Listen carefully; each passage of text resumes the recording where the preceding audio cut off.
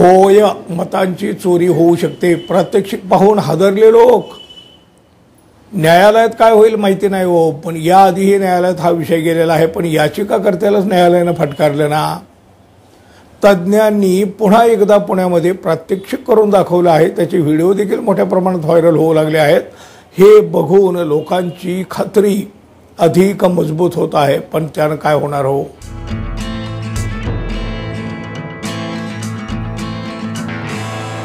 मित्र हो, नमस्कार.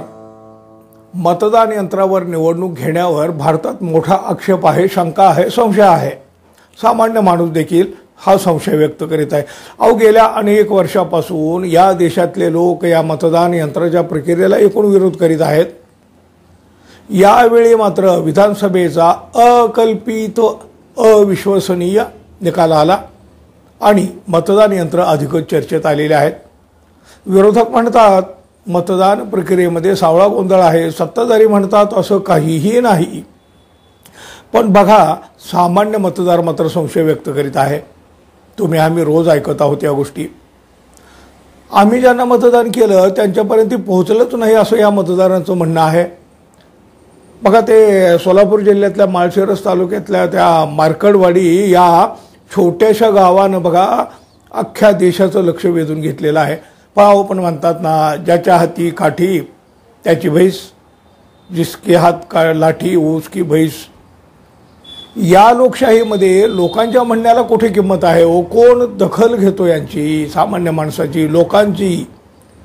मतदान यंत्राने एकूण प्रक्रियेवर सगळा संशय व्यक्त होत असताना होय, मतांची चोरी होऊ शकते, चोरी करता येते असं सांगत थेट प्रात्यक्षिक करून दाखवण्यात आलेलं आहे. हे सगळं बघून लोक अचंबित झाले हो, अचंबित झाले. तोंडात बोटं घातली लोकांनी. नुकत्याच पार पडलेल्या विधानसभा निवडणुकीमध्ये मतांची झालेली चोरी किंवा त्याला कथित चोरी असं आपण म्हणू, पण हे संपूर्ण महाराष्ट्रानं अनुभवलेलं आहे.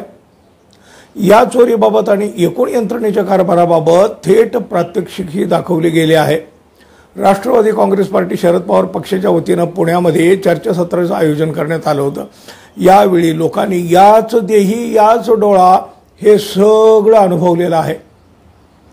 चर्चासत्रातील व्यक्तींनी निवडणूक आयोगाने एकूणच यंत्रणेच्या कारभारावर अनेक आक्षेप नोंदवलेले आहेत.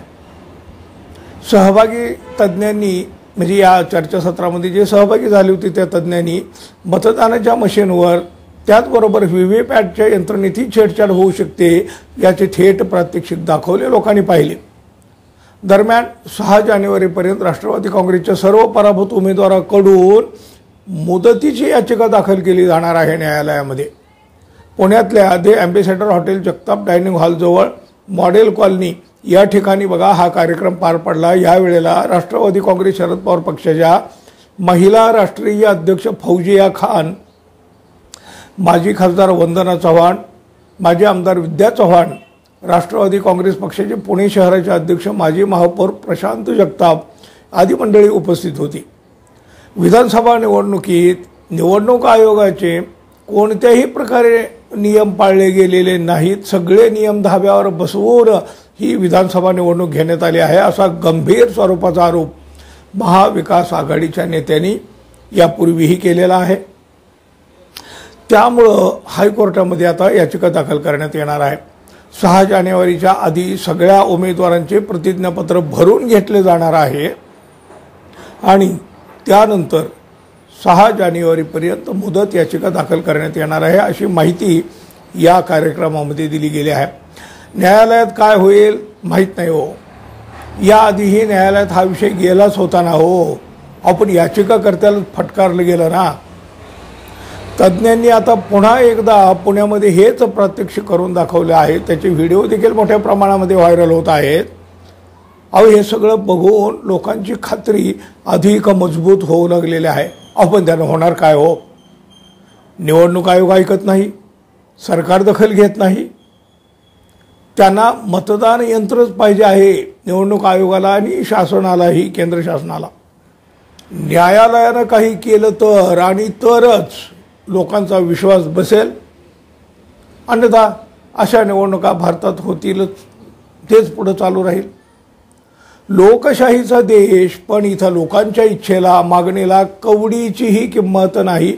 अहो अशी लोकशाही जिंदाबाद म्हणा, लोकशाही जिंदाबाद.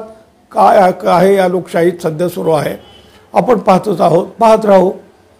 नाहीतरी आपल्या म्हणजे तुमच्या आमच्या हातात काय आहे व मतदान ही एकमेव सर्वात मोठी शक्ती आपल्या हातात होती, पण तीच आता संशयाच्या धुक्यामध्ये गुदमरून गेलेली आहे. अशा परिस्थितीमध्ये तुमच्या मनात काय विचार येतात मित्रांनो, जरूर मांडा. आणि आपण अजून आपल्या चॅनलला सबस्क्राईब केलं नसेल तर कृपया सबस्क्राईब करावे ही अपेक्षा आहे. पुन्हा भेटू. धन्यवाद. तोपर्यंत नमस्कार.